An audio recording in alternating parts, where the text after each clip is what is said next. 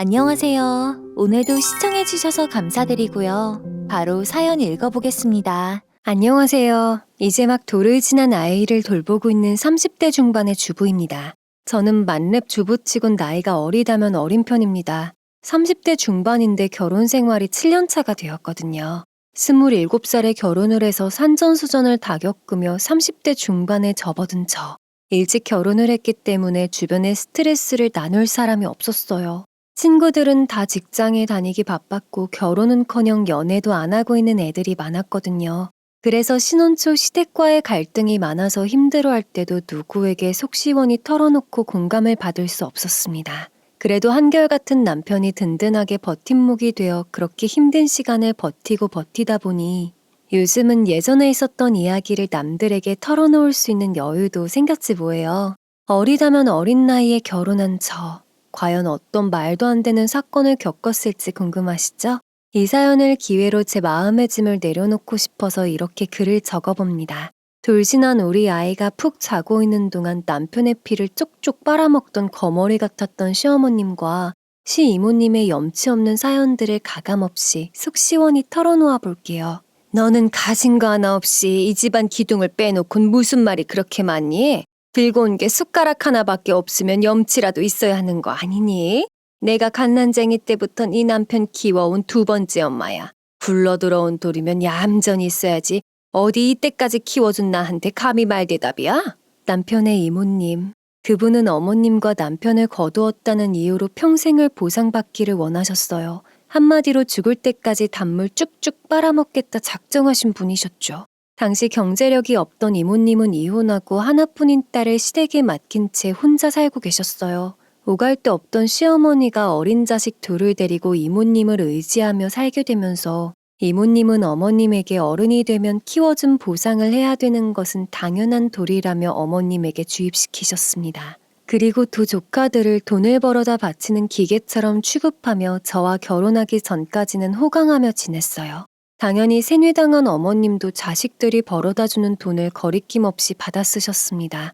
나이 차이 많이 나는 저는 남편과 결혼하고 처음에는 많이 당하고 억울했지만 현명하게도 잘 이겨낼 수 있었어요. 저와 남편의 나이 차이는 10살입니다. 제가 남편과 결혼했을 27살의 남편은 37살, 마흔을 바라보는 나이였죠. 왜 장래가 창창한 어린 여자가 노총각에게 빠졌냐고 물으신다면 대답해드리는 게 인지상정이죠. 저는 남편이 운영하는 고깃집의 아르바이트생으로 무려 3년여간 근무하였습니다. 전문대를 졸업하고 취업을 준비하던 도중에 하게 된 일이 재택근무 디자인 작업이었거든요. 제가 원한다면 아침 일찍 하루 일정을 마감할 수 있었습니다. 그리고 또 다른 돈벌이 수단으로 저녁에 고깃집 서빙 아르바이트를 하며 투잡을 뛰었던 거죠. 몸이 피곤하긴 했지만 그래도 수입이 꽤 짭짤해서 저는 불평불만 없이 열심히 일했습니다. 남편은 우리 지역에서 고깃집을 3곳이나 운영하고 있는 바쁜 남자였습니다. 그래서 제가 아르바이트를 하고 있는 가게에 매일 상주하는 것이 아닌 가끔 얼굴을 비추고 다시 다른 가게로 떠나길 반복했었죠. 그때마다 저와 마주치면 오늘도 열심히 하고 있다며 칭찬을 해주거나 보너스를 쥐어주기도 했었어요. 3년 동안 결근 없이 열심히 일을 하다 보니 어느덧 저는 매장의 홀 책임자라는 직책이 되었습니다. 월급도 아르바이트생일 때보다 더 많이 받게 되었죠. 그 당시 저는 아버지와 단둘이 살고 있었어요. 엄마는 어린 시절에 병으로 돌아가시고 아버지는 저를 키우기 위해 지방 여기저기로 출장을 다니는 일이 많으셨죠. 때문에 저는 항상 외로움에 시달렸던 사람이었습니다. 지방으로 일을 가셨던 아버지는 종종 다치셔서 올라오시곤 했는데 그때마다 저는 병원비로 힘들어했습니다. 제가 병원비를 구할 길이 없어 어렵게 가부를 부탁할 때면 남편은 선뜻 가불과 함께 따뜻한 말로 위로와 격려를 해주었지요. 아버지가 다치셔서 많이 걱정이 되겠네. 병원비 부족하면 언제든지 말해요. 그리고 가게는 다른 직원들 있으니까 너무 걱정하지 말고 아버지 간병 잘 해드리고 간병하는 사람이 더 잘 먹어야 하니까 식사도 거르지 말고 꼭 챙겨 먹고 다녀요. 아버지가 퇴원을 하시면 빨리 회복하시라며 사골과 고기들도 보내주셨답니다. 그렇게 남편의 따뜻함에 저도 모르게 의지하게 되었고 사적으로 연락하고 만나는 일들도 많아졌죠. 쉬는 날에 같이 교회로 놀러 가자는 사장님의 연락을 받은 후에야 비로소 제가 썸을 타고 있다는 사실을 깨닫게 되었어요. 그렇게 우리는 알콩달콩한 사내 연애를 했습니다. 그리고 6개월 정도 되던 때 남편은 저에게 프로포즈를 하지 뭐예요. 제가 당시에 20대 중반을 간 넘은 어린 나이였지만 남편은 주변 사람들이 하나 둘 짝을 찾아가는 시기였기 때문에 더 결혼을 서두르려고 했던 것 같아요. 힘들 때마다 다독여주고 항상 아버지에게 잘하라며 물심양면으로 챙겨준 남편이었기에 별다른 걱정 없이 빨리 함께 살고 싶다는 생각을 하게 되었습니다. 하지만 이상했습니다.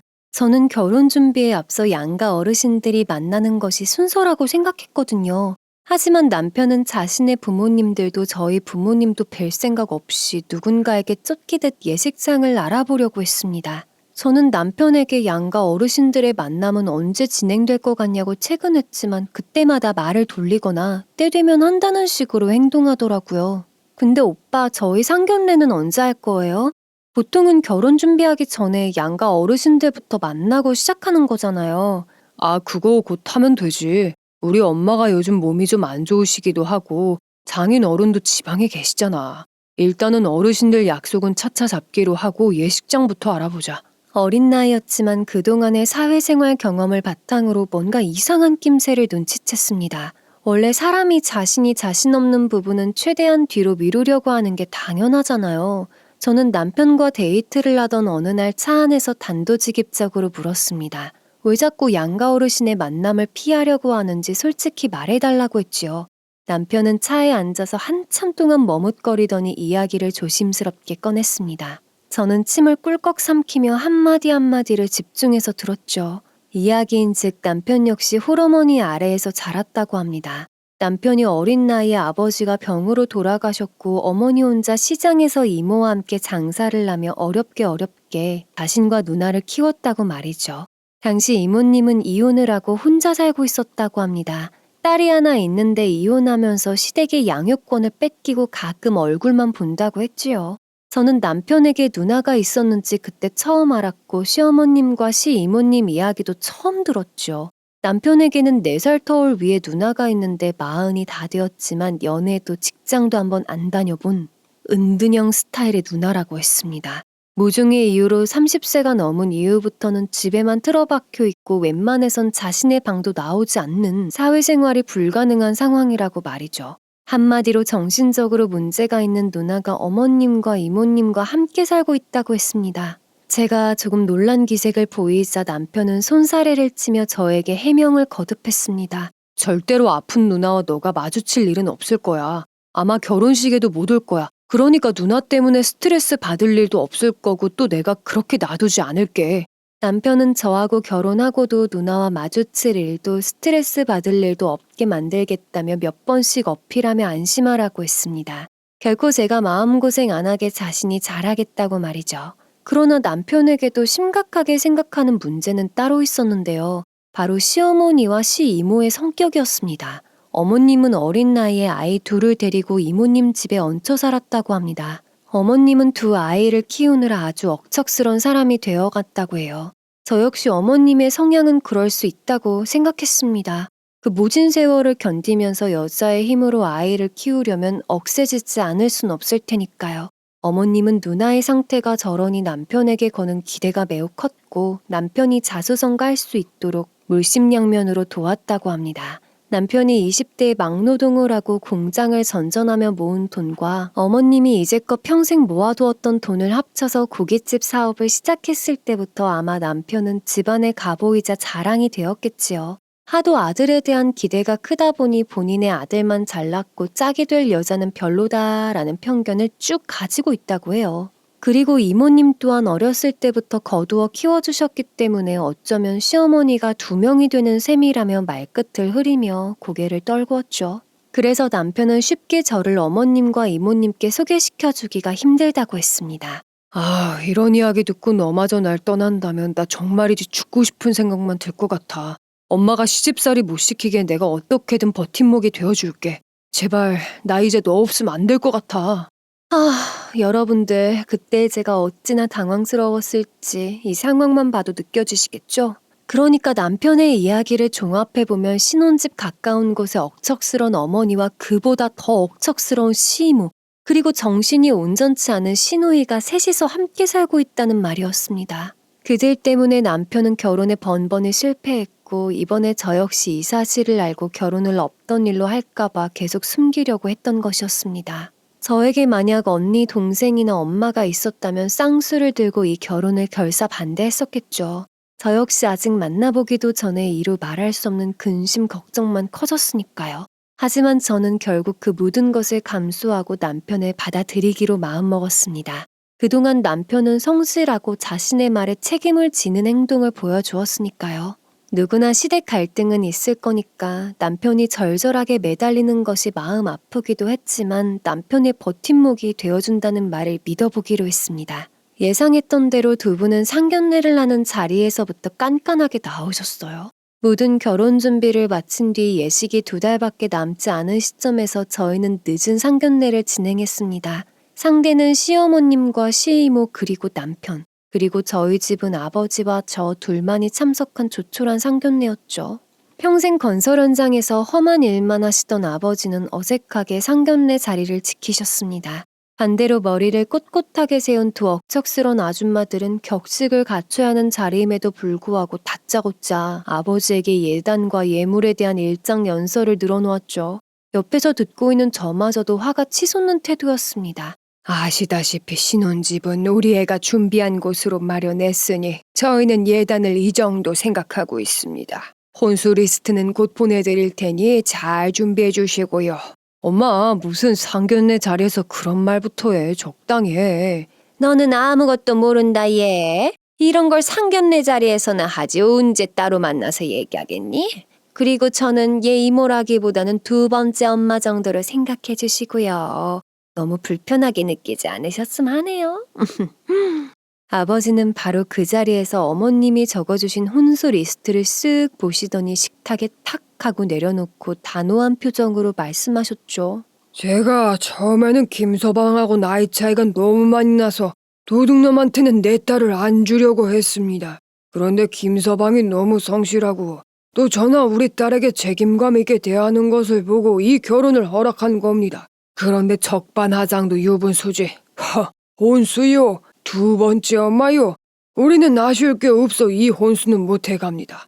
아드님 평생 총각 귀신으로 살게 하고 싶으면 마음대로 하십시오.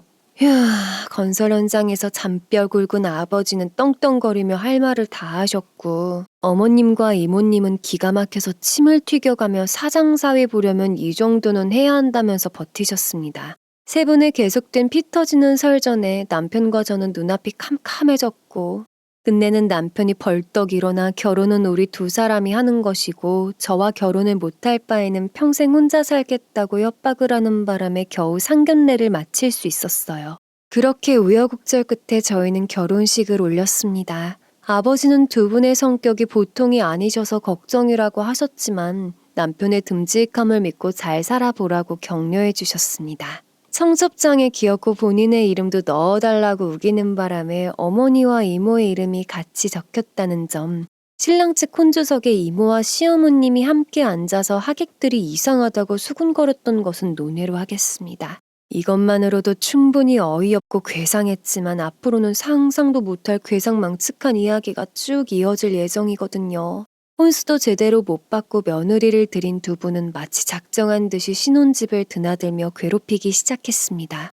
거의 하루 건너 하루를 남편이 출근한 신혼집에 오시는 것이었습니다. 신혼집은 그들의 단골 카페같이 변해 있었습니다. 바깥을 돌아다니다 들려서 차를 내오라고 시킨다거나 둘이 한참 수다를 떨다 배가 고프다며 요리를 요구하는 일은 당연하다는 듯이 이어졌습니다. 예, 시원한 냉커피 좀 다오너라. 바깥을 돌아댕겼더니 목이 타서 숨 넘어가게 생겼다. 뭐하니? 어서 타오라는데. 너는 눈치가 그렇게 없니? 저 노인네 굶겨 죽일 셈인 게야? 때 되면 버뜩버뜩 밥을 챙겨줘야지. 넌 도대체가 눈치도 없고 쓸만한 데가 한 군데도 없구나. 그렇게 저를 들들 볶다가 어찌나 영악하신지 하루 종일 빈둥대다가 남편이 퇴근하기 전에 훌렁 가버리곤 했죠. 저는 수주받은 디자인 작업을 하다 말고 초인종 소리가 들리면 헛구역질이 나올 정도로 경기를 일으켰습니다. 제가 수주받은 일을 해야 해서 바쁘다고 해도 두 분들은 푼돈밖에 못 벌면서 유세한다며 오히려 타박을 하더군요. 결국 남편에게 사실을 털어놓고 하소연을 하자 남편은 어머니와 이모가 그렇게 행동을 하는 줄 몰랐다며 이야기를 듣자마자 당장 전화를 걸어 화를 냈습니다. 수화기 너머로 어머님인지 이모님인지 모를 뿐이 괴성을 지르는 것이 들렸습니다. 남편은 본인 나름대로 중간 역할을 하고 있다고 여겼는진 몰라도 그 사건 이후로 두 분의 괴롭힘은 더욱 심해졌다는 것이 안 봐도 비디오였죠. 두 분은 집으로 찾아오지 못하자 다른 방식으로 괴롭히기 시작했습니다. 너 지금 집에 있지? 너는 세상에 앞에서는 내내 고분고분 말하더니 뒤에서는 우리 호박씨를 까고 다니더구나. 정말 너처럼 뒷말하는 애는 처음 봤다. 아니요, 어머님 그런 게 아니고요. 제가 말씀드린 건 앞에 대고는 모날랑방구를 못 끼겠니. 됐고, 긴 말하지 말고 받아 적어라. 세제 2개, 맥주 2병, 김치 1kg짜리 2봉지. 어머님 이게 다 뭐예요? 7시까지 그거 우리 집 앞에 놔두거라. 우리가 나갈 수가 없어서 너한테 얘기하는 거니까 시간 엄수 안 하면 알지? 끊는다. 뚝 일방적으로 끊긴 전화를 보고 저는 할 말을 잃었습니다. 어머님은 복수를 하려는 듯이 저에게 심부름을 시키기 시작했어요. 생수와 휴지 같은 생필품부터 시작해서 자신들이 먹고 싶은 음식들을 포장해 오라는 심부름까지. 저는 일부러 전화를 안 받기도 하고 무시하기도 했지만 그럼 그 다음 날에 떨어지는 잔소리는 더욱 심해졌습니다. 그럴 때면 바로 남편에게 연락을 하면 남편은 약속대로 버팀목이 되어주었어요. 바로 두 분에게 전화를 걸어 마트에서 배달시키면 될 일을 괜한 일로 며느리 시집살이 시킨다며 화를 냈습니다. 계속 이런 식으로 괴롭힌다면 지금 드리고 있는 경제적 지원을 끊어버린다고 으름장을 놓고서야 두 분은 좀 잠잠해지셨어요. 그 와중에 저는 남편과 엮인 비밀을 알게 되면서 시어머님과 이모님을 대하는 태도가 180도 달라지게 되었습니다. 이제 그들은 저에게 원수보다 더욱 미워하는 존재가 되어버린 것이었습니다. 경제권은 당연히 남편이 쥐고 있었지만 저도 살림을 꾸리면서 통장 잔고나 융자 현황을 살펴보게 되었어요. 남편의 가게는 성황리에 운영되고 있었지만 생각보다 돈이 많이 모이지 않았습니다. 참 이상한 노릇이었죠. 저는 예전부터 가게 매출액을 알고 있었기 때문에 그 많은 돈이 다 어디로 쓰이고 있는지 장부를 봐도 이해가 되지 않았습니다. 그래서 남편에게 살림을 꾸리기 위해 경제 상황을 모두 오픈하면 좋겠다고 이야기했었죠. 남편은 대략적인 지출 현황을 설명해 주었습니다. 각 가게에서 모인 돈들의 절반은 운영비로 사용이 되고 남은 절반의 절반은 시어머님과 시이모가 가져갔습니다. 저는 깜짝 놀랐습니다. 사실상 가게는 남편 혼자서 운영하고 있었기 때문에 왜 그렇게 큰 액수를 두 분에게 주는 건지 이해가 되지 않았거든요. 남편은 시어머님과 이모님이 사업을 시작할 때 투자해줬기 때문에 어쩔 수 없다고 말했습니다. 가게 순수익의 절반은 가져가기로 이미 약속이 되어 있는 상황이라고, 또 그분들이 가져가는 돈의 일부는 사회생활을 전혀 하지 못하는 형님의 생활비와 치료비가 포함되어 있는 상태라고 했죠. 본인이 어머니와 이모 그리고 형님까지 책임져야 하는 상황이라서 하루도 쉬지 못하는 남편. 어쩔 수 없이 부양해야만 한다고 말하는 남편. 하지만 저는 새로운 가정을 꾸린 만큼 수입의 분배를 형평성 있게 바꿔야 한다고 말했습니다. 하지만 가게가 하나였을 때랑 세 개일 때의 상황이 좀 다른 거 아니야? 총 수익의 절반을 시어머님과 이모님이 가져가는 건 너무 많은 것 같아. 이미 여보가 10년 동안 가게 운영하면서 투자금보다 더 많은 금액을 다 갚은 것 같은데 말이야. 나도 그렇게 생각하긴 하는데 어떻게 말을 꺼내볼 수가 없네. 두 분 성격 아시잖아. 아니 이제 수익 분배를 다시 해야 해. 실질적으로 이 가족 중에서 여보 혼자서 일하는 건데 두 분에게 그렇게 많은 돈을 드릴 필요는 없어. 이건 아들이 아니라 거의 노예 같은 구조 아니야? 여보 혼자서 10년 넘게 고생하고 있잖아. 계속 이렇게 가다가는 당신 몸은 몸대로 상하고 우리 자산은 제자리 걸음만 걷게 될 거야. 지금 살고 있는 신혼집의 융자도 아직 한참을 갚아야 하기 때문에 저는 가계부를 다시 써야 한다고 주장했습니다. 남편도 그동안 시어머님과 이모님의 으름장 때문에 어쩔 수 없이 수입의 큰 부분을 드리고 있었고 그 부분에 대한 불만이 있던 상황이라 제 얘기에 크게 공감을 했습니다. 저희는 갖고 있는 자금을 정리하기 위해서 회계 사무실을 찾았고 이런저런 재무 상담 끝에 수익 분배를 조정하는 방향을 강구해냈습니다. 그리고 남편은 두 분에게 바뀐 수익 분배에 대해 말씀드렸죠. 예상했던 대로 두 분은 노발대발하며 집으로 쫓아오셨습니다. 너 지금 결혼했다고 우리 내팽겨칠 작정을 하는 거냐? 너가 사업 시작한다고 했을 때 있는 돈 없는 돈 싹 긁어서 투자한 게 누군데 이제 와서 돈을 주네 마네 말 바꾸는 거야? 이거사 결혼했다고 키워준 애미랑 이모는 가족도 아니라는 거냐? 그 경우 없는 것이 너를 어떻게 구워 삶았길래 갑자기 이렇게 변해? 네 누나 챙기는 것만으로도 늙은 애미는 허리가 휘는데 어떻게 그렇게 한순간에 말을 바꿔? 가게를 하나만 운영할 때랑 3호점까지 운영할 때 지출이 똑같을 리 없잖아요. 남편은 몇 년째 적자예요. 그래도 어머님하고 이모님을 위해서 매일 쉬지도 못하고 그렇게 일만 하고 있는 거 아시잖아요. 이제껏 들인 돈만으로도 충분히 노후 생활 자금이 되실 거니 이제 이 사람 숨 좀 쉴 수 있게 이해해 주세요.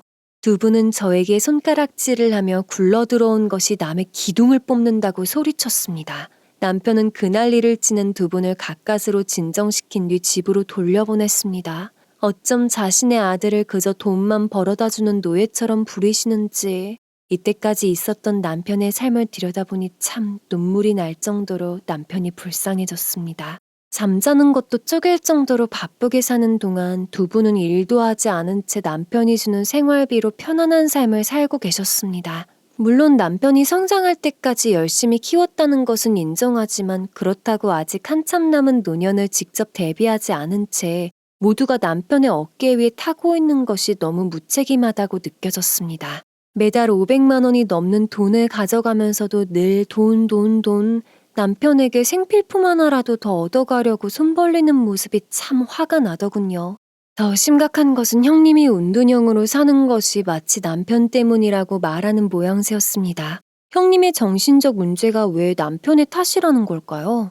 남편이 이야기하기로는 어머님과 이모님이 남편을 부려먹기 전에 형님을 지금의 남편처럼 대했다고 합니다. 이제껏 키워줬던 은혜라면서 벌어오는 돈을 모두 챙기고는 오랫동안 정신적으로 압력을 넣었다고 해요. 결국 우울증과 스트레스로 형님은 30이 넘은 나이에 마음의 문을 닫아버리고 아예 사회생활도 손을 놓아버린 채 두 사람을 외면하며 방 안에 틀어박혔다는 것입니다. 형님이 그렇게 돈을 벌지 못하자 그 화살이 남편에게 옮겨진 상황이라는 말에 저는 두 사람을 경멸하게 되었습니다. 엄마라는 사람이, 이모라는 사람이 사랑으로 키워야 할 자녀들을 돈 벌어주는 기계로 치부해버린 것이었죠. 그럼에도 마치 남편을 대학 보내고 사업가로 성장시키기 위해 형님을 충분히 케어하지 못했다며 남편이 죄책감에서 벗어나지 못하도록 오랫동안 올가매고 있었습니다. 내가 힘들 때 네 엄마와 너희들까지 책임지느라고 얼마나 고생을 많이 했는지 알지? 너희들은 평생을 나에게 갚으며 살아야 한다. 네 누나가 저렇게 방 안에만 처박혀 있는데 너라도 우리에게 효도해야지. 너 대학 보내고 사업 밀어주느라고 너만 신경 썼더니 네 누나가 저렇게 된 거 아니냐? 두 사람은 분리할 때마다 네 누나가 왜 저렇게 됐는데 라며 남편을 가스라이팅하는 방식이었습니다. 그렇게 남편을 자신들의 통장 삼아 휘두르는 두 여자에게서 저는 남편을 구해야겠다고 다짐했죠. 어쩌면 제가 남편을 이 지옥 같은 구조에서 빼주지 못한다면 남편은 물론 저까지 못 견디고 가정이 파탄날 것 같은 불길한 예감이 들었습니다.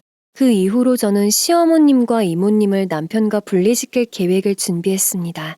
그들 때문에 남편이 그동안 받은 고통을 떠올리면 너무나도 불쌍해서 하루빨리 도망치고 싶었습니다. 어쩌면 남편은 저를 무척 사랑해서 결혼하려고 했다기보다는 끔찍한 그 가족에서 조금이라도 빠져나가기 위해 결혼을 감행한 것이 아닐까라는 생각이 들 정도였습니다.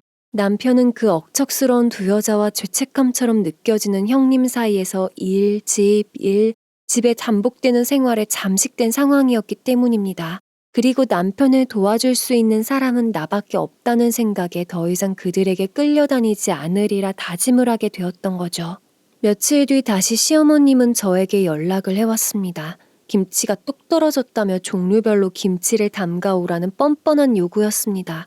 저는 단호하게 앞으로 필요한 것은 직접 사서 드시라고 말한 뒤 전화를 끊었습니다. 그리고 신혼집에 지속적으로 찾아오는 그들의 생떼를 무시했어요. 집 비밀번호를 바꾸고 아예 초인종이 울리지 않도록 음량을 조정해 놓았죠. 공동 현관문 비밀번호를 바꿨기 때문에 그들은 스스로 들어올 수 없게 되었습니다.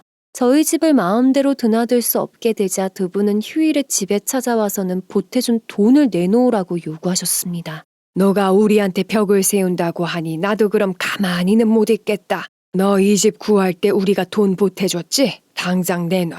네 말대로 우리가 스스로 노후 준비할 거니까 이번 달 말까지 그 돈 당장 내놔. 어머니, 사실 그 돈도 제가 사업하면서 드린 돈으로 주신 거잖아요. 그리고 제가 언제 벽을 세웠다는 거예요. 앞으로 드릴 돈은 적잖하지 않게 조정해서 드린다는 건데 왜 사람 말을 그렇게 비꼬아 들으시냐고요. 네가 저 요망한 것 같아 무슨 소리를 어떻게 들었는진 모르겠지만 여자 하나 잘못 만나서 이렇게 사람을 비참하게 내치려고 하는 게 나는 원통해 죽겠다. 너를 우리가 어떻게 키웠는데 여자 하나 때문에 버리려고 수를 쓰는 거냐. 너가 그렇게 더럽고 치사하게 군다면 우리도 하는 수 없지.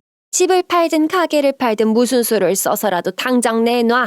우리의 신혼집인 이곳을 구입할 때 두 사람이 잔금의 일부를 보태주었다고 해요. 그 돈은 약 1억 원 정도였습니다.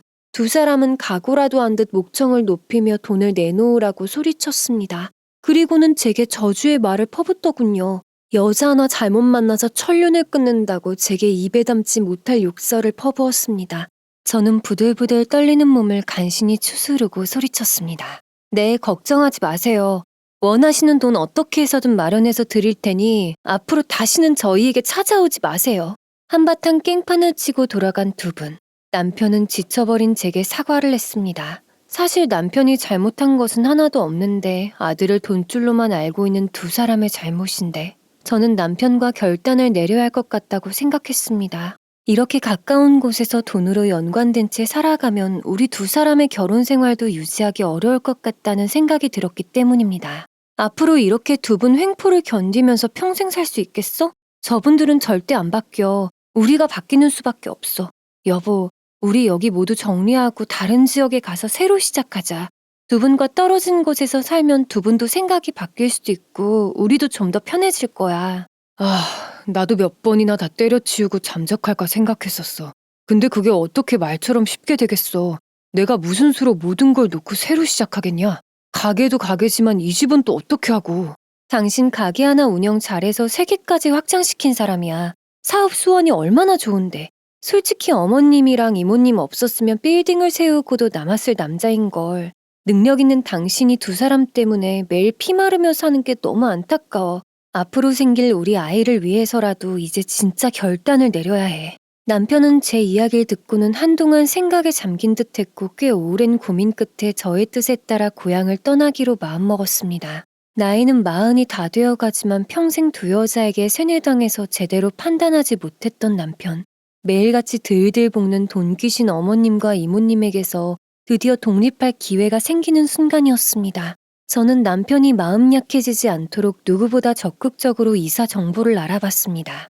이 집을 팔았을 때 나오는 돈과 가게 3곳을 정리했을 때 나오는 돈 등을 어림잡아 세매보니 이 지역에서 한참 떨어진 다른 신도시 아파트는 거뜬히 들어갈 수 있는 상황이었습니다. 저희는 시어머님과 이모님 모르게 서서히 재산을 정리해 나가기 시작했습니다. 다행인 것은 신혼집 아파트 가격이 입주 때보다 많이 올라서 어머님에게 빌린 돈을 드리고 나서도 무리가 없는 상황이었습니다. 신혼집만큼 깨끗하고 괜찮은 위치의 아파트에 계약금을 걸어놓았습니다. 완공까지는 거의 1년 가까운 시간이 남았기 때문에 저희는 그 사이에 지금 모든 재산을 정리하고 시어머님과 이모님의 연결고리를 확실하고 깨끗하게 끊어놔야 했습니다. 남편은 먼저 가장 작은 규모로 운영되고 있던 3호점 점포를 정리했습니다. 3호점은 꽤 떨어진 장소에 있었기 때문에 그 가게가 정리되었다는 소문이 쉽게 귀에 들어가지 않았습니다. 그 사이에도 두 분은 생활비와 형님의 병원비를 달라며 닥달을 했습니다. 이번 달 생활비는 언제 줄 거냐? 이번 주 내로 넣어라. 네 누나 병원비랑 약값은 줘야 할 거 아니냐? 우리는 어머님과 이모님이 알지 못하게 조용히 일을 진행하기로 마음먹었으므로 티가 나지 않는 선을 유지하며 계획을 실행했습니다. 주말에는 함께 새로 이사갈 지역의 상권을 돌아다니며 남편이 새로 시작할 가게 자리를 알아보았습니다.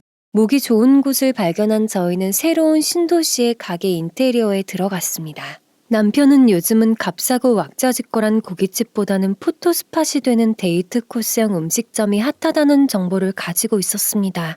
그래서 신도시에서는 고급스럽고 세련된 음식점을 만들고 싶어 했죠.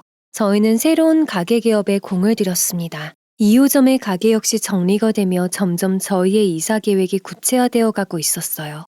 시어머님은 2호점 점포가 정리되었을 즈음 저희의 상황을 알게 되었습니다. 연락도 없이 냅다 본점으로 찾아와 남편을 찾았다고 해요.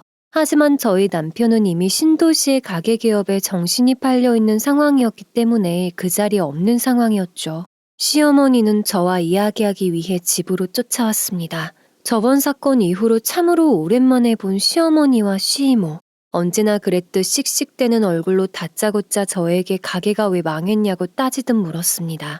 두 사람은 가게가 망해서 접은 줄로 알고 있는 모양이었죠. 저는 좋은 핑곗거리라고 생각해서 능청을 떨며 이야기했습니다. 어머님이랑 이모님은 가게가 어떻게 돌아가는지 전혀 관심도 없으시잖아요. 적자가 나든지 파리가 날리든지 아무런 신경도 안 쓰셨으면서 갑자기 왜 챙기는 척 하세요? 그동안 남편이 얼마나 힘들었을지는 생각도 안 하시고 무조건 돈만 내놓으라고 소리 지르신 게 다잖아요. 이것이 뚫린 주둥이라고 함부로 말하네. 그래서 가게가 어떻게 됐다는 거야? 망해서 팔았다는 거야? 뭐야? 똑바로 말해. 그걸 제가 어떻게 알겠어요. 정확한 건 남편하고 상의하세요. 아무것도 모르는 저한테 이렇게 찾아와서 소리 지르지 마시고요. 역시 두 분은 남편이 얼마나 힘들어서 그랬을까 하는 걱정은 전혀 없으셨습니다. 본인들이 너무한 것 같다는 반성은 눈을 씻고도 찾아볼 수 없었죠. 오롯이 가게가 정리된 후 들어온 돈이 어디 갔는지 돈의 행방만 쫓고 있었습니다. 그런 두 사람의 모습이 너무나 열이 받은 나머지 제가 목소리를 높이며 대들자 시이모와 어머님은 잠깐 멈칫하시더니 욕을 하시며 돌아섰습니다. 저는 두 분이 사라지자 쿵쿵대는 심장을 부여잡고 숨을 골랐습니다. 누나를 불아리며 몰아붙이는데도 그 기싸움에서 지지 않은 것이 제 자신이 통쾌하면서도 뭔가 짜릿한 기분이었달까요? 그래, 얼마 안 남았어. 곧 있으면 저 사람들의 회방도 없어질 거야. 스스로를 다독이며 어서 하루빨리 이사가는 날만을 고대하고 있었습니다. 남편이 밤늦게 돌아왔을 때 저는 시어머님과 이모님이 다녀가셨다고 이야기했습니다. 남편은 이미 알고 있다는 듯 고개를 끄덕였습니다. 남편은 일이 잘 진행되고 있다고, 본점의 정리는 좀 늦게 진행될 거지만 2호점과 3호점의 정리는 깔끔하게 해결되었으니 걱정 말라고 안심시켰습니다. 그리고 앞으로는 드디어 자신이 원하는 삶을 살 수 있을 것 같다며 웃어 보였습니다. 좀만 참자. 가게가 거의 정리가 되어 가니까 곧 우리가 원하는 대로 될 거야. 저도 남편과 함께 열심히 일할 준비가 되어 있다고 괜히 여유 있는 척 이야기했죠. 이 생활만 청산하면 행복한 순간이 손에 잡힐 것 같은 착각이 들던 때였습니다. 이야기가 이대로 끝을 맺었다면 얼마나 좋았을까요? 사실 삶은 제가 생각한 것보다 단순하게 흘러가지 않더라고요. 여러분들은 피는 물보다 진하다는 말 아시죠? 복잡하게 얽혀있는 어머님과 남편의 관계는 저희가 훌쩍 떠난다고 해서 아예 없던 관계가 되는 것은 아니었죠. 남편은 자신을 돈 버는 기계로 취급하는 어머님과 이모님이 밉고 원망스러웠지만 그렇다고 해서 아예 그들을 평생 모른 척 살아갈 수 있는 그런 모진 사람이 아니었습니다. 나 사실은 요즘 잠을 설쳐. 막상 정리하고 떠나려 하니 누나도 걸리고 그래도 키워주신 두 분인데 나중에 불효했다고 후회하지는 않을지 생각이 복잡하네. 자신의 결혼 생활을 방해하고 그저 돈만 요구하는 두 분이긴 하지만 그래도 어린 시절 자신을 키워준 부모들이니까요. 저도 그 마음을 아예 모르는 것은 아니었습니다. 이사 갈 날이 가까워질수록 남편의 얼굴에는 기쁨과 슬픔이 공존해 있는 기분이 들었거든요. 그들과 헤어진다는 홀가분함도 있겠지만 경제력이 없는 새 여자를 덩그러니 놔두고 가는 죄책감. 그런 것들이 복합적으로 남편의 마음을 괴롭히는 모양이었습니다. 그래서 남편에게 이사 사실을 모두 말씀드린 채 떠나는 것이 좋겠다고 제안했습니다. 생각해보니 이렇게 야반도주하듯 떠나는 것도 그렇고 자기 말처럼 나중에 후회하며 불효했다고 흠잡힐 것도 같고 두 분한테 말씀드리고 가요. 형님은 내가 한번 만나볼게요. 남편은 안 그래도 마음에 돌덩이가 얹혀있는 것 같은 느낌이었다며 먼저 그렇게 이야기해줘서 고맙다고 말했습니다. 저 역시 그들이 참 밉고 싫었지만 남편이 평생 걱정하며 살게 하고 싶진 않았거든요. 저는 두 분이 안 계실 때 시누이를 만나기 위해 어머님 댁을 찾아갔습니다. 저에게 심부름을 시킬 때 비밀번호를 알려줬기 때문에 집은 손쉽게 들어갈 수 있었습니다. 제가 그곳을 몰래 찾아간 이유는 다름 아닌 시누이 때문이었죠. 얼굴은 한 번도 보지 못했지만 아무래도 남편에게 모든 것을 의지하고 있는 시누이였기에 우리가 다른 지방으로 떠난다는 이야기를 직접 해줘야 할 것 같았기 때문입니다. 시어머님과 이모님은 방이 4개나 되는 대형 평수의 아파트에 살고 계셨는데 그중 저 안쪽에 있는 작은 방이 바로 시누이 아지트였죠. 저는 방문 앞으로 다가가서 똑똑똑 노크를 했습니다. 안에서는 부스럭거리는 작은 인기척이 느껴졌습니다. 안녕하세요, 저예요. 얼굴은 뵙지 못했지만 이야기 많이 들으셨을 거예요. 이렇게 불쑥 찾아와서 죄송합니다. 형님에게 드릴 말씀이 있어서요.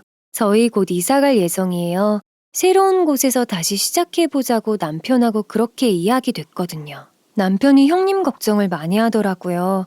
아무리 얼굴을 보지는 못한다 해도 이렇게 말없이 가면 안 될 것 같다고 해서 제가 이렇게 찾아왔어요. 형님, 저희 가서 잘 살게요. 가서 잘 정착한 뒤에 좋은 소식 전해드릴 수 있도록 할게요. 형님도 아무쪼록 아픈 곳 없이 잘 지내셨으면 좋겠어요.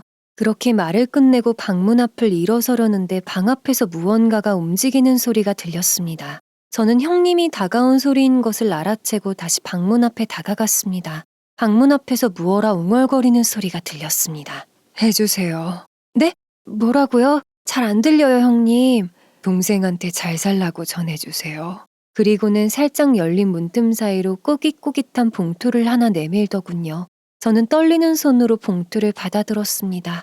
안에는 10,000원과 50,000원짜리 지폐 몇 장이 들어있었습니다. 몇십 년간 남동생과 교류가 없던 누나가 동생에게 건네는 마지막 인사였던 셈이었습니다.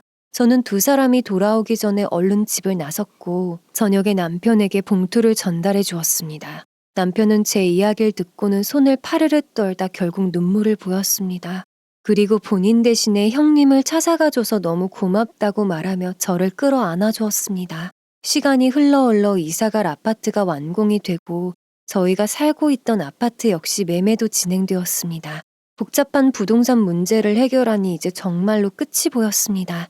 이사가기 바로 전날 저는 시어머님과 이모님을 집으로 초대했습니다. 평소에 연락 한 통 없던 며느리가 갑자기 집에 초대를 하니 두 분은 무슨 일이 있냐며 의심의 눈초리를 보냈습니다. 저는 혹시 할 수 있으면 형님도 함께 뵙고 싶다고 말씀드렸지만 형님은 역시나 보지 못했습니다. 오랜만에 집에 들어온 두 분께 저는 정성껏 차린 저녁 식사를 대접했습니다. 들어와서부터 대체 무슨 꿍꿍이냐며 무슨 계략을 꾸미길래 이런 짓을 하냐며 몰아세우는 두 사람. 저희는 그냥 마음 놓고 식사부터 하자고 이야기했습니다. 남편도 마지막이라는 생각 때문이었는지 그날은 평소보다 깔끔한 차림새로 두 사람과 마주보고 앉았죠. 불편한 식사 자리를 마치고 나서 저와 남편은 통장과 카드를 꺼냈습니다. 거기에는 가게를 처분하면서 만든 돈 1억 원이 들어있었습니다. 남편은 두 분 앞으로 통장을 내밀며 이 집 매매할 때 도와주었던 돈을 돌려드린다고 말했습니다. 준비한 돈에 깜짝 놀란 기색이 역력하던 두 분. 그러나 곧 통장에 찍힌 액수를 보고는 싱글벙글 웃으며 드디어 너가 정신을 차렸구나. 드디어 빚 청산을 끝냈네. 좋아하시더군요. 그러다 시어머니는 정색을 하며 물었습니다. 가게 정리한 뒤에 대체 무슨 계획을 세우고 있냐고요. 남편은 심호흡을 하더니 곧 이곳을 떠나 다른 지역에서 새로 시작할 예정이라고 말씀드렸죠. 두 분은 듣자마자 아연실색하며 펄쩍 뛰었습니다. 그러니까 네 말은 우리를 놔두고 거기에 가서 새 살림 차린다는 거지?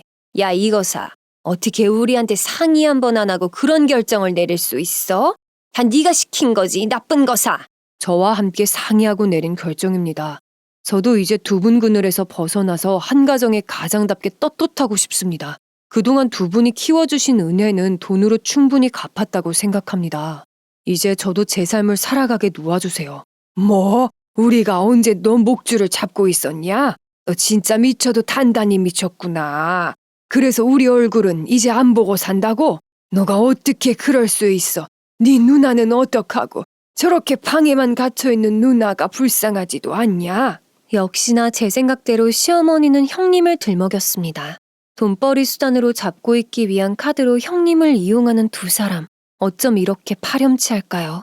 예전 같았으면 죄책감 때문에 굴복했을 남편이지만 저와 오랜 대화로 생각을 정리한 그는 더 이상 지지 않겠다는 듯이 말을 이어나갔습니다. 지금 들인 그 돈은 본인들의 몫이니 앞으로 그걸로 노후를 잘 챙기시라고, 누나에 대한 도의는 계속 지킬 것이니 걱정하지 말라고 말이죠. 누나가 사회생활을 할 수 있게 부모로서 보호자로서 두 분이 앞으로는 노력해달라 딱 잘라 말했습니다. 두 분은 명치를 가슴으로 치며 불효자라며 원망의 목소리를 높였습니다. 두 사람은 이제껏 자신들이 원하는 대로 움직여줬던 아들이 변했다는 것을 믿을 수 없어 하는 얼굴이었어요. 그리고 그 믿을 수 없는 변화가 다 저 때문이라고 생각했는지 이모님은 욕설을 퍼부으며 제 뺨을 후려쳤고, 어머님은 주변에 있는 물건을 던지며 전부 제가 이간질을 했다고 통곡하셨죠. 놀란 남편이 제 앞을 막아서며 아니라고 말렸지만 두 분의 귀에 들릴 리가 없었습니다. 너 하나 잘못 굴러 들어와서 내 아들이 이렇게 변했어. 이 여우 같은 것. 대체 무슨 짓을 한 거야? 어떤 이간질을 했길래 내 아들이 이렇게 우리를 버려? 이제껏 이 사람 어머님과 이모님 모시려고 자기 청춘 다 바쳐가면서 일한 거 아시잖아요. 하루도 안 쉬고 가게 운영하면서 제 살 깎으며 살았어요. 본인의 아들이잖아요. 아예 남이 되자는 게 아니라 이제 남편의 어깨 위에 앉아 계시는 거 내려와 달라고 말씀드리는 거예요. 우리가 얘를 어떻게 키웠는지 제대로 알지도 못하면서 무슨 무임승차한다는 듯 말하는 거야? 너네가 이렇게 좋은 집에서 사는 게 다 누구 덕분인데. 배은망덕한 거사, 여자 하나 때문에 어떻게 우리한테 이래? 저주의 말을 쏟아내던 두 사람이 지나간 밤, 저희는 그렇게 일방통보를 남긴 채 새로운 곳에서 새로운 삶을 펼치기 위해 떠났습니다. 처음으로 마주하는 낯선 도시에서 다시 시작부터 모든 것을 쌓아가기로 했죠. 남편은 새로운 삶을 위해 끌어왔던 용자를 갚기 위해 다시 계획을 짰습니다. 연고가 없는 낯선 동네였지만 남편의 일상은 설렘으로 가득 차 있었습니다. 저도 낮에는 디자인 일을, 밤에는 남편의 가게 서빙을 도우며 가게 회복을 위한 일손을 도왔어요. 누구나 그렇듯 시작이 반이잖아요. 처음에는 하루하루가 빠듯하고 힘들었지만 시간이 지나면서 안정기에 접어들었고 서서히 별일 없이 무탈한 날들을 보내게 되었습니다. 비록 예전에 비해 가게 규모는 작았지만 마음의 짐을 덜어서 그런지 남편은 그 어느 때보다 생기 있게 보였습니다. 저희의 새로운 신혼집에서도 웃음이 넘치며 사람 사는 집의 온기가 느껴졌죠.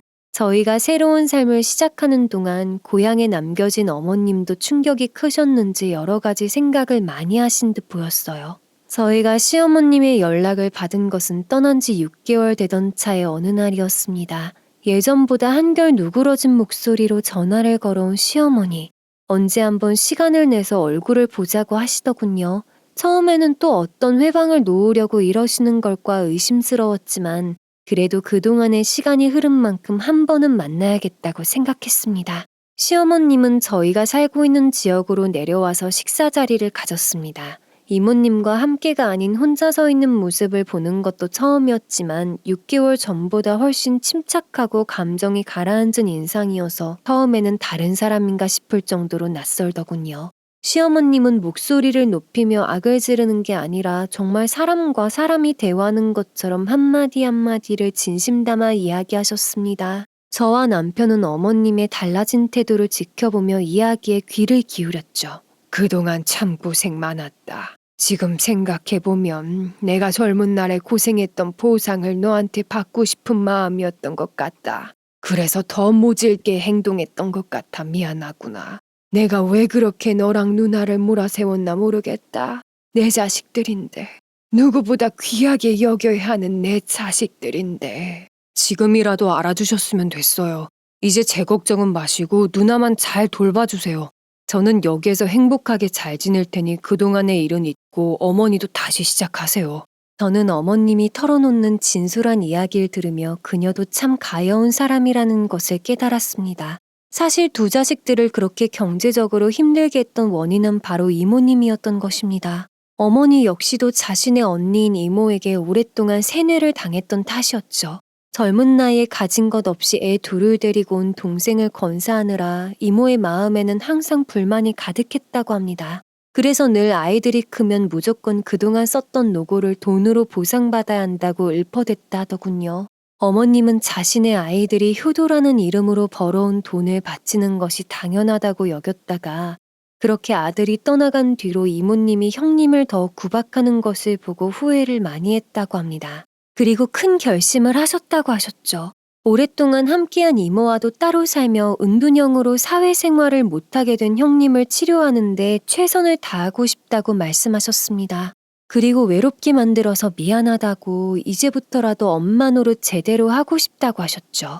저희 또한 기다리고 있던 반가운 소식이었기에 이사하는 날 찾아가서 도와드리겠다고 했습니다. 그리고 한 달 뒤 이모님 댁과 멀리 떨어진 지역에 작은 아파트를 계약했고 이사는 2달 뒤로 잡혔다는 소식을 전하셨어요. 이모님은 어머님이 형님을 데리고 독립한다는 말씀을 들으시고는 노발대발하셨다고 하네요. 그 긴 세월 오갈 데 없는 여동생과 조카들을 자식처럼 거두고 보살폈더니 다 늙어서 버리고 간다고요. 거의 2달 동안 왼수처럼 긴장된 상태에서 으르렁거리셨다고 합니다. 2달 뒤 이사하는 날에도 한바탕 난리가 나고서야 무사히 빠져나올 수가 있었습니다. 만약에 저희가 가지 않았더라면 어머님은 이모님에게 붙잡혀서 이사도 마음대로 못하셨을지도 모릅니다. 아침부터 남편과 서둘러 어머님 댁에 도착을 하니 현관 앞에서 이모님이 이삿짐 센터 사람들과 대치 중이셨어요. 그리고는 저희를 보고 눈이 더욱 세모꼴로 변하셔서는 잡아먹을 듯이 큰 소리로 따지면서 달려들었습니다. 내 집 안으로 한 발자국도 못 들어와. 어딜 감히 들어와? 내 집 안에 물건 하나도 못 가지고 나갈 줄 알아. 그래, 너희들 잘 만났다. 네가 부추긴 거지? 처음부터 마음에 안 들더니 다 네가 원흉이로구나. 이모님은 저를 보고 삿대질까지 해대면서 원흉이라며 머리채를 확 잡아채고 흔들기 시작했죠. 놀란 남편이 이러지 말라며 말렸지만 억척스럽기만 한 이모님의 손에 저는 이리저리 끌려다녔습니다. 거실에서 전전긍긍하던 어머님이 경비실에 도움을 요청하고 나와서 이모님의 등짝을 냅다 후려치시면서 말리셨어요. 언니, 내 며느리 건들지 마요. 내 자식들 이젠 그만 괴롭히라고요.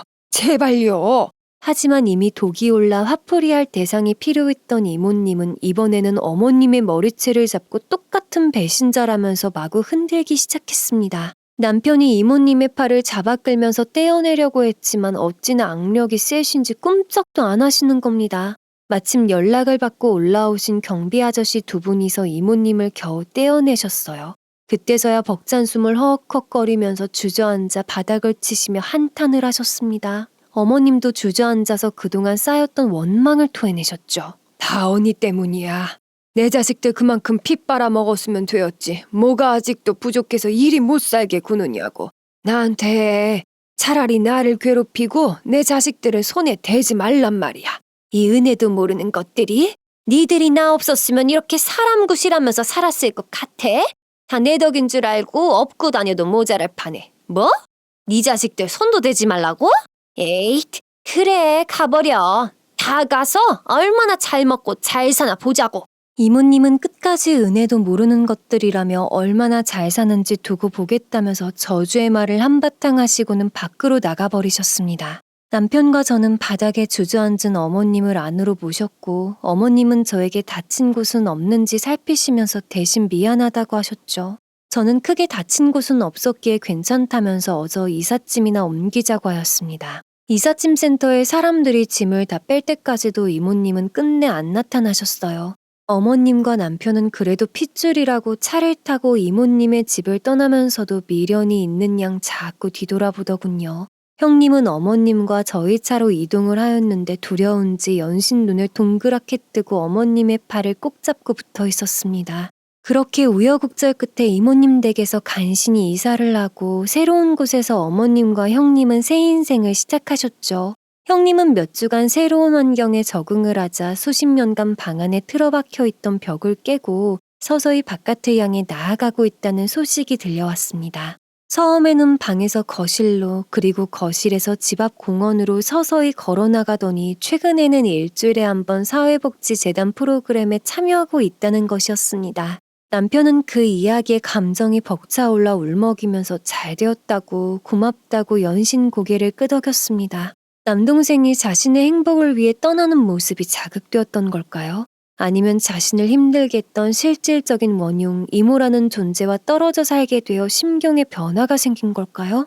아마 어머님의 사랑으로 치유되고 있는 과정이 아닐까 하는 생각이 들더군요. 그저 10년 가까이 세상과 벽을 지고 살아가던 한 사람이 조금씩 사람다운 삶을 살아가려고 하는 게 감사하고 감사할 따름이었습니다. 어머님과 형님이 떠난 후 이모님은 집안에만 갇혀있는 생활을 하시고 바깥 출입을 전혀 안 하고 있다고 들었습니다. 몇 년 후 이모님의 딸이 찾아와 함께 살았는데 멀쩡한 남편 놔두고 바람을 피다가 들켜서 위자료 한 푼 못 받고 쫓겨와서 살았다고 하죠. 그리고 이모님을 모신다는 이유로 재산을 야금야금 탕진하고 있다고 합니다. 그 소식을 들으니 이모님의 인생이 참 안 되었다는 생각이 들었습니다. 어머님과 살면서 형님과 남편을 따뜻하게 품어주셨더라면 지금쯤 외롭지 않게 가시는 날까지 효도받으면서 행복하게 사셨을 테니까요. 하지만 뒤틀린 심성으로 가득 차 있던 이모님은 끝내 변하지 않는 거머리 같은 모습으로 저희의 기억 속에 남아 있었습니다. 이모님의 불행한 삶과는 다르게 저희 가족들은 차츰 안정되어 갔습니다. 조금씩 바깥 생활을 하고 있다는 형님의 소식을 들은 남편은 평소보다 더욱 밝아졌죠. 새로운 가게를 운영하면서 힘든 일이 생겨도 긍정적으로 해결하려고 하는 삶의 태도가 눈에 그려지는 그런 사람이 되었어요. 저는 옆에서 그런 남편의 변화를 보며 앞으로 행복할 날만 남았다고 생각했습니다. 마음에 평화가 찾아와서일까요? 시어머님과 진솔한 이야기를 나눈 얼마 뒤 남편과 저 사이에는 예쁜 아이가 생겼습니다. 아이가 생기자 남편의 책임감은 더욱 강해졌고 열심히 일한 덕분에 몇 년 뒤 2호점을 개업할 수 있었습니다. 사업 수완이 좋고 성실한 남편은 역시 뭘 해도 잘 해낼 것 같았다니까요. 그리고 저는 이 사연을 쓰고 있는 지금 제 눈앞에서 새근새근 잠들어 있는 둘째를 보며 평화로운 삶을 보내고 있는 것에 대해 감사함을 느끼며 살고 있어요. 요즘 어머님은 어린 시절 형님과 남편에게 못해준 사랑을 저희 아이들에게 듬뿍 주고 계시답니다.